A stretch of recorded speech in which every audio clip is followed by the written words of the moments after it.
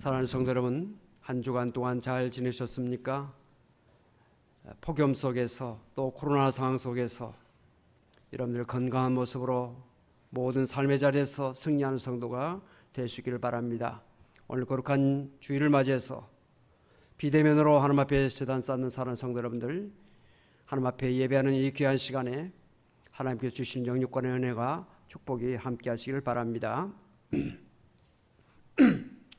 오늘 본문 말씀은 너희 아버지의 자비로우심 같이 너희도 자비로운 자가 되라고 말씀하고 있습니다. 갈수록 이 사회는 무자비한 사회가 되고 있는 것 같습니다. 힘이 없고 어린 아이들을 학대하는 일들이 어린이집은 물론 심지어 가정에서조차도 다반사로 일어나고 있습니다. 길거리에서, 전철에서, 공원에서, 장소에 관계없이 폭력이 늘어나고 있습니다. 미얀마에서는 쿠데타 발발 이후에 약 1000여 명의 사람들이 무자비하게 살해당하고 있고 수많은 사람들이 체포되고 구금되고 있습니다. 우리의 삶의 주변을 살펴볼 때 갈수록 폭력이 늘어나고 있다 하는 것을 우리가 보게 됩니다. 세계적인 현상이기도 하지만 코로나로 인해서 가정폭력이 더욱더 증가하고 있고 이혼율이 증가하고 있습니다. 이 자비라고 하는 말, 국어사전적인 정의를 보면 남을 깊이 사랑하고 가엾게 여기는 것 또는 그렇게 여겨서 베푸는 혜택을 바로 자비라 그렇게 정의하고 있습니다. 자비에는 옅은 사랑이 아니라 깊은 사랑이 담겨 있고 가엾게 여기는 마음이 담겨 있습니다. 이 자비로 번역되고 있는 히브리어 라함이라고 하는 단어는 어머니의 자궁을 뜻합니다. 자궁은 아이가 잉태되어 자랄 수 있는 최상의 장소입니다. 가장 안전하고 가장 평안하고 가장 사랑이 집중되는 곳이 바로 이 자궁이죠. 자기 몸에서 잉태한 그리고 출산한 아이를 사랑하는 어머니의 그 마음은 본능 그 자체라 할 것입니다. 이 자비는 하나님의 성품입니다. 자비는 하나님의 가장 중요한 성품 중에 하나입니다. 자비가 곧 사랑이지요. 불쌍히 여기는 사랑. 하나님의 자비에 대해서 성경은 곳곳에서 말씀하고 있습니다. 시편 103편 8절을 보면 여호와는 긍휼이 많으시고 은혜로우시며 노하기를 더디하시고 인자하심이 풍부하시도다 라고 말씀하고 있습니다. 이것을 개역으로 읽어보면 여호와는 자비로우시며 은혜로우시며 노하기를 더디하시며 인자하심이 풍부하시도다. 이 자비와 긍휼을 같은 뜻으로 사용하고 있는 것을 볼 수 있습니다. 개역성경 역시 시편 145편 8절에 보면 여호와는 은혜로우시며 긍휼이 많으시며 노하기를 더디하시며 인자하심이 크시도다. 개역성경을 보면 여호와는 은혜로우시며 자비하시며 노하기를 더디하시며 인자하심이 크시도다 라고 말씀하고 있습니다. 이 자비와 긍휼 같은 의미로 역시 쓰이고 있습니다. 로마서 2장 4절에 보면 혹 내가 하나님의 인자하심이 너를 인도하여 회개하심을 알지 못하여 그의 인자하심과 용납하심과 길이 참으심이 풍성함을 멸시하느냐라고 말씀하고 있습니다. 이 하나님의 가장 중요한 이 속성, 하나님의 이 품성, 이것이 바로 자비라는 것입니다. 하나님의 자비는 우리를 고통 가운데서 살피시는 모습으로 나타나고 있습니다. 누가복음 1장을 보면 마리아의 찬양이 나오고 있는데 마리아는 이 찬양을 통해서 인간의 고통과 절망 속에서 고통하고 있는 우리 인간들을 돌보시고 살피시는 하나님의 자비를 찬양하고 있습니다. 마리아는 이렇게 찬양하고 있죠. 누가복음 1장 47절 48절 우리 함께 말씀을 읽겠습니다. 내 마음이 하나님 내 구주를 기뻐하였음은 그의 여종의 비천함을 돌보셨음이라. 보라, 이제 후로는 만세 나를 복이 있다 일컬으리로다. 아멘. 마리아는 계집종의 비천함을 돌아보신, 자기를 살피신 하나님의 자비를 찬양하고 있습니다. 사람이 부유하고 평안할 때는 정말 우리의 삶 속에 기쁨이 있고 또 즐거움이 있지만은, 우리가 힘들고 어려울 때, 궁핍하고 고통스러울 때, 그때 우리 마음에 큰 고통을 느끼게 되는데, 그 고통 가운데 있는 우리를 돌아보시는 하나님이시다. 하나님은 우리를 고통 중에 내버려두지 아니하시고 우리를 살피신 하나님. 우리 장로님 기도하셨습니다마는 우리를 불쌍히 여겨주시옵소서. 이 기도가 우리에게 있는 것이죠. 우리 하나님은 우리를 불쌍히 여기시는 하나님이시다. 긍휼히 여기시는 하나님이시다. 하나님의 속성 가운데 가장 큰 속성, 불쌍히 여기시는 사랑. 하나님은 우리를 모든 고통을 돌아보시고 은혜를 내려주셔서 문제를 해결해 주십니다. 왜냐? 하나님은 자비로우신 하나님이시기 때문에.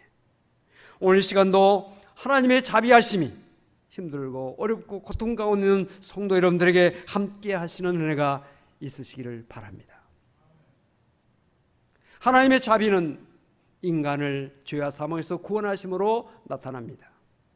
창세기를 보면 인간의 죄가 무엇입니까? 욕심 때문에 하나님이 정해놓으신 원칙을 어기고 불순종함으로 죄를 지었습니다. 쉽게 말해서 인간의 욕심과 야망 때문에 부정과 불법을 행하고 죄를 짓게 되는 것입니다.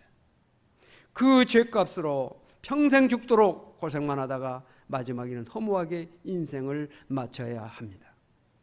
죄를 지은 인간, 영원히 멸망당할 수밖에 없는 가장 불쌍한 존재가 되었는데, 하나님의 원수가 되었는데, 그러나 하나님은 이러한 불쌍한 가운데, 절망 가운데, 정말 우리 인간의 이러한 절망적인 상황 속에서 우리를 내버려두지 아니하시고 우리를 사랑하셔서 우리를 멸망에서 구원해 주셨습니다.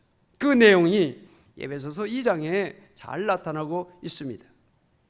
에베소서 2장 2절부터 7절까지 우리 말씀을 교독으로 한번 읽어보시겠습니다. 그때 너희는 그 가운데서 행하여 이 세상 풍조를 따르고 공중의 권세 잡은 자를 따랐으니 곧 지금 불순종의 아들들 가운데서 역사하는 영이라.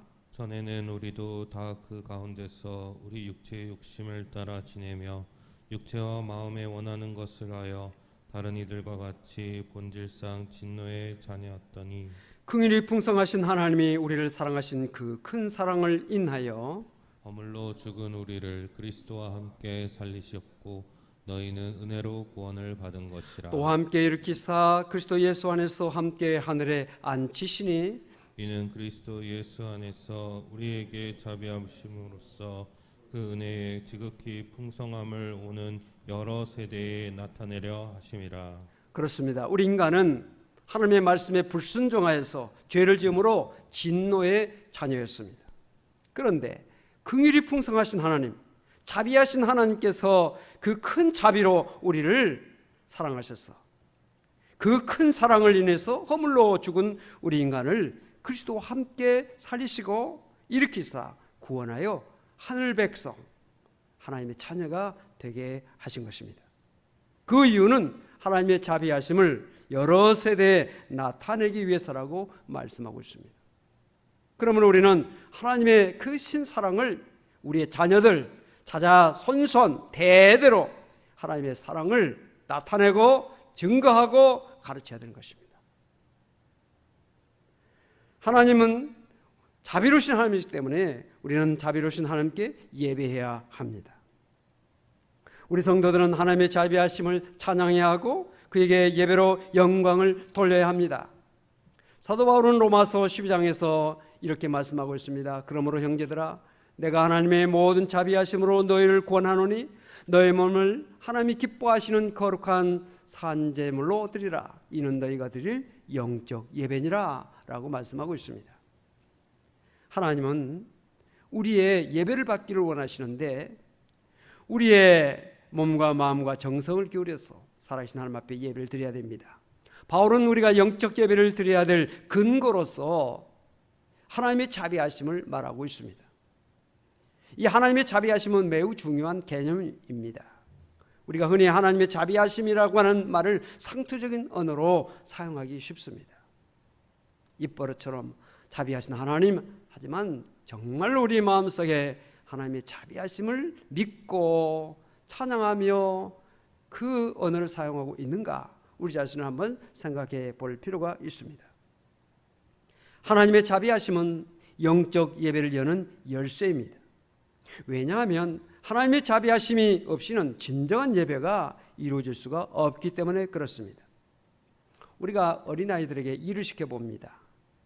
어리기 때문에 하는 일이 서투르고 형편없습니다. 그러나 사랑하는 마음을 가지기 때문에 아이의 실수나 잘못을 탓하지거나 그것을 또 책망하지 않습니다. 다 용납해 주죠. 마찬가지로 우리가 하나님 앞에 마음을 다해서 신령과 진정으로 예배를 드리고 세상에서 살아갈 때도 하나님의 백성으로서 빛과 소금의 역할을 감당해야 됨에도 불구하고 우리 인간은 부족하고 연약해서 하나님이 원하시는 만큼의 분량에 이르지 못합니다. 하나님의 거룩하심과 같이 우리도 거룩한 삶을 살아야 됨에도 불구하고 과연 우리의 삶이 하나님의 거룩에 미칠 수 있습니까? 우리는 도저히 하나님의 거룩에 미칠 수가 없다는 사실을 우리 모두가 너무나 잘 알고 있는 것입니다. 우리 인간이 아무리 거룩하게 살고자 애쓰지만은 결코 하나님의 거룩은커녕 오히려 우리가 하나님 앞에 얼마나 부끄러운 모습인가 하는 것을 우리가 절감할 때가 많습니다. 그럼에도 불구하고 하나님께서 우리를 용납해 주신 것은 하나님의 자비하심 때문이라는 사실을 우리는 알아야 됩니다. 그러므로 우리의 예배와 삶 속에서 반드시 우리가 기억해야 되는 것은 하나님의 자비하심을 늘 구하고 그 자비하심을 찬양하며 그 자비하심을 의지하여 하나님 앞에 나아가는 것입니다. 저는 강단에 설 때마다 늘 기도합니다. 하나님, 종을 불쌍히 여겨 주옵소서. 종이 너무나 부족하고 연약합니다. 부끄러운 것이 너무 많습니다. 하나님이 종을 불쌍히 여겨주지 아니하시면 결코 강단에 설 수가 없습니다. 하나님의 주신 사명을 감당할 수가 없습니다. 불쌍히 여기시고 긍휼히 여겨 주옵소서. 오른손에 7배를 붙잡으시고 7 금젓대 사이를 거니시는 주님, 종을 오른손으로 붙잡아 주시고 이 강단에 우리 가운데 주님께서 임재하여 주시고 우리 가운데 함께하여 주시옵소서. 이런 기도를 하는 것입니다. 이 시간에도 하나님께서 나와 여러분, 특별히 이 어려운 가운데, 팬데믹 상황 가운데 우리가 비록 하나님 앞에 본당에 나서 예배를 드리지는 못할지라도 가정에서, 처소에서 예배 드리고 있는 오늘 우리들에게 하나님께서 성령으로 함께 하시고 임재하시고 붙들어 주시고 도와주시고 축복하시는 은혜가 있게 되시기를 간절히 바라는 것입니다.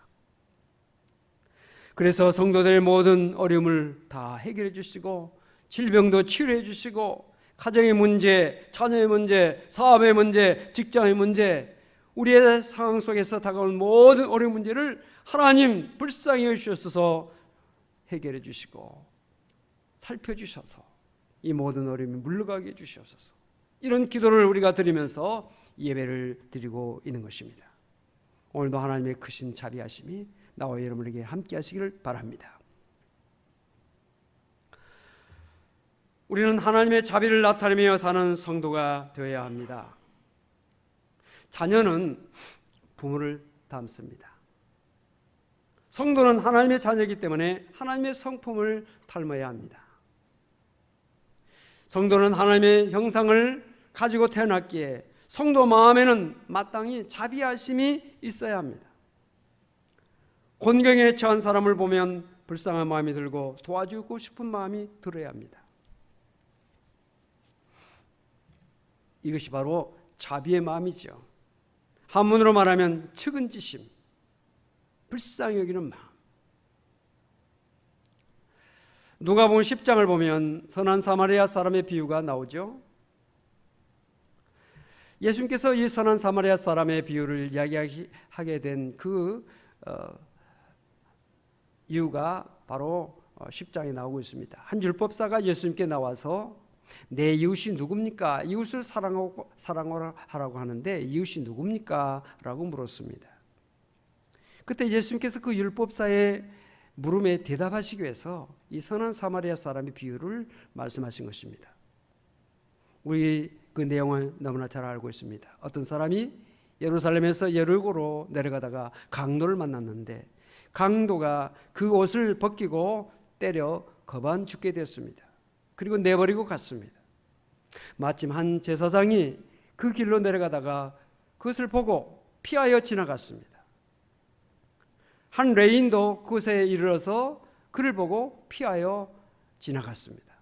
그런데 한 사마리아 사람 여행 중에 있었는데 그가 그것을 보고 불쌍히 여겨서 가까이 가서 기름과 포도주를 그 상처에 부었고 자기 짐승에 태워 주막으로 데리고 가서 돌보아주고 이튿날에 데나리온 2를 주막 주인에게 주면서 말합니다. 이 사람을 돌보아주라. 부비가 더 들면 내가 돌아올 때 갚을 것이다 라고 말했습니다. 이 비유를 말씀하시고 난 다음에 율법사에게 물었습니다. 내 생각에는 이 세 사람 중에 누가 강도 만난 자의 이웃이 되겠느냐? 이 질문을 받은 율법사가 대답했습니다. 자비를 베푼 사람입니다. 진정한 이웃이 누굽니까? 자비를 베푼 사람이다 라고 하는 것입니다. 그 율법사에게 예수님께서 계속해서 말씀하셨습니다. 가서 너도 이와 같이 하라. 즉 자비를 베풀며 살아라 라고 말씀을 하셨습니다. 그렇습니다. 우리 성도들은 이 세상에서 하나님의 자비하심을 받은 오늘 우리는 역시 하나님의 자비하심을 힘입어서 이웃을 향해서 자비를 베풀며 살아야 된다는 교훈을 여기서 깨닫게 되는 것입니다. 오늘날 사회가 점점 악해지고 있고 정말 폭력이 난무해지고 있습니다. 이런 세상 속에서 우리 그리스도인들이 사랑의 파장을 일으켜야 할 것입니다. 자비는 자신을 이롭게도 합니다. 범사에 또한 복을 받게 합니다. 신명기 24장 19절에 보면 이런 말씀이 있습니다. 내가 밭에서 곡식을 벨 때 그 한 못을 밭에 잊어버렸거든 다시 가서 가져오지 말고 나그네와 고아와 과부를 위하여 남겨두라. 그리하면 내 하나님 여호와께서 내 손으로 하는 모든 일에 복을 내리시리라. 가난하고 힘들고 어려운 사람을 생각하고 그들을 배려하라 하는 그런 말씀이 되겠습니다. 이런 이야기가 있습니다. 친절한 자에게 주어지는 상급에 대한 이야기인데요. 비바람이 몰아치는 어느 늦은 밤에 한 호텔에 노 부부가 들어와서 방을 찾았습니다. 그러나 마침 손님이 많아서 방이 없었습니다. 직원은 이 부부를 안타깝게 여겨서 근방의 다른 호텔에 연락을 해 보았습니다. 그러나 역시 방을 구할 수가 없었습니다. 그 직원은 그들을 위해서 자신의 방을 기꺼이 제공을 했습니다. 친절의 빚을 진 이 노신사는 다음날 아침 호텔을 떠나면서 그 직원에게 말했습니다. 당신은 참 훌륭한 사람입니다. 당신은 미국에서 제일 좋은 호텔의 사장이 되어야 할 분이군요 라고 말하면서 떠났습니다. 2년이 지난 후에 한 통의 편지를 받았습니다. 그 편지 안에는 뉴욕행 왕복 비행기 표가 있었고 자기를 방문해달라고 하는 내용의 편지였습니다. 바로 그 노 부부가 그 직원에게 보낸 편지였습니다. 그가 뉴욕에 도착하자 그 노 신사는 뉴욕 중심가의 대리석으로 지은 궁전 같은 호텔을 가리키면서 이 호텔은 당신이 경영하도록 내가 지은 것입니다 라고 말했습니다. 이 직원이 바로 미국 최고급 호텔인 월드 오브 아스토리아의 사장이 된 조지 볼트라고 하는 사람인 것입니다. 그는 비바람이 치는 늦은 밤에 호텔방을 찾지 못하는 방하는 노부분을 친절하게 보살펴준 그것 때문에 그의 인생을 바꾸는 복을 받을 수가 있었던 것입니다. 여러분, 마태복음 5장 7절에 우리가 잘 알고 있는 말씀이 있습니다. 긍휼히 여기는 자는 복이 있나니 그들이 긍휼히 여김을 받을 것이며, 이것을 아가페 성경으로 읽어보면 자비로운 사람이 복이 있다, 그들이 하나님의 자비를 입을 것이다 라고 번역을 하고 있습니다. 마태복음 6장 3절에 보면 너는 구제할 때 오른손이 하는 것을 왼손이 모르게 하여 내 구제함을 은밀하게 하라. 은밀한 중에 보시는 너희 아버지께서 갚으시리라 말씀하고 있습니다. 자비를 베풀면 자비하심을 받게 된다. 구제하면 하나님께 꾸이는 것이다. 하나님께서 갚으신다 라고 말씀을 하고 있습니다. 우리 안에 자비심을 키우기 위해서는 무엇보다도 우리는 십자가를 바라봐야 합니다. 여러분, 십자가는 자비의 그 근원입니다. 모든 자비가 흘러가는 샘의 근원입니다. 십자가는 인간의 죄를 용서하시고 불쌍히 여기시는 하나님의 자비가 집약된 곳이 바로 십자가입니다. 자기 자신이 받은 자비의 은총이 얼마나 크다고 하는 것을 아는 사람은 비로소 다른 사람을 용서할 수가 있고 자비를 행할 수 있는 힘을 얻게 되는 것입니다. 우리가 자비를 행하기 위해서는 먼저 자비로운 눈을 가져야 합니다. 자비의 눈을 가지고 이웃을 보고 형제를 보고 친구를 보고 불쌍한 사람을 보아야 합니다. 또한 우리는 자비로운 귀를 가져야 합니다. 어렵고 힘들며 고통하는 사람들의 신음소리를 들을 수 있는 귀를 가져야 합니다. 무자비한 사람은 귀가 있어도 이웃의 신음소리를 들을 수가 없는 것입니다. 또한 우리는 자비로운 입술을 가져야 합니다. 무자비한 자의 혀는 사람을 죽입니다. 세종대왕이 왜 성군입니까? 백성을 어여삐 여겼다. 백성을 불쌍히 여겼다는 것이죠. 그래서 성군인 것입니다. 백성을 불쌍히 여기는 군주, 진정한 군주가 될 수가 있는 것이죠. 무자비한 언어, 결코 그런 언어를 구사하는 사람, 생각을 하고 있는 사람, 어버이 같은 군주가 될 수가 없는 것이죠. 자비로운 말 한마디가 사람을 살리죠. 선한 말 한마디가 절망에 빠진 사람에게 소망을 주고 죽어가는 사람을 살리는 것입니다. 또한 자비로운 손과 발을 가져야 합니다. 인류를 위해서 손과 발에 못을 박히신 주님, 그 예수님의 손과 발, 바로 우리를 위한 놀라운 사랑을 펼치신 손과 발인 것입니다. 우리의 손과 발, 주님의 못 박히신 손과 발을 생각하면서 사랑을 펼치기 위해서 사용하는 우리 모두가 될 수 있기를 바랍니다. 사랑하는 성도 여러분, 우리는 하나님께로부터 자비로운 사람으로 택함을 받았습니다.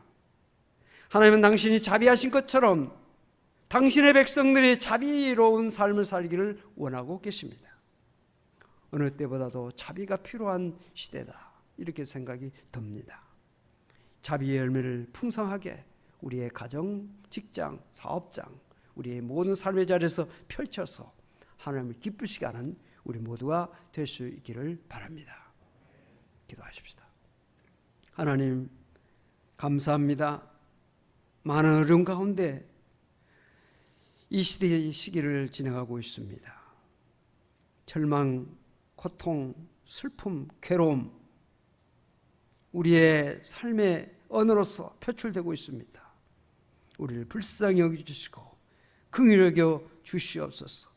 특별히 질병으로 인하여 고통하고 있는 성도들, 이 백성들을 하나님 살펴주시고 하나님의 치료의 손길로 함께하여 주시옵소서. 경제적인 문제로 힘들어하고 있는 성도들이 있습니다. 하나님께서 함께해 주셔서 모든 문제가 해결되고 풍요로운 삶을 살 수 있도록 주여 도와주시옵소서. 사업장, 직장, 어려운 삶을 살고 있는 성도들이 있습니다. 이를 다 살피셔서 이 어려움 속에서 헤쳐나올 수 있도록 힘과 용기와 지혜를 더하여 주시옵소서. 주여, 여러 가지 절망 가운데 있는 사람들이 있습니다. 이를 다 살펴주시고 절망을 소망으로 바꿀 수 있도록 힘을 주시고 능력을 주시고 도와주시옵소서. 하나님이 자비로우신 것처럼 우리에게 자비로운 삶을 살라고 말씀하셨는데 우리가 너무나 부족한 것이 많습니다. 저희들을 붙들어 주시고 함께 하셔서 성령께서 힘을 주시고 능력을 주셔서 하나님의 성품을 닮아가는 우리 모두가 될 수 있도록 도와주시옵소서. 감사드리며 이 모든 말씀 우리 주 예수 그리스도의 이름으로 간절히 기도하옵나이다. 아멘.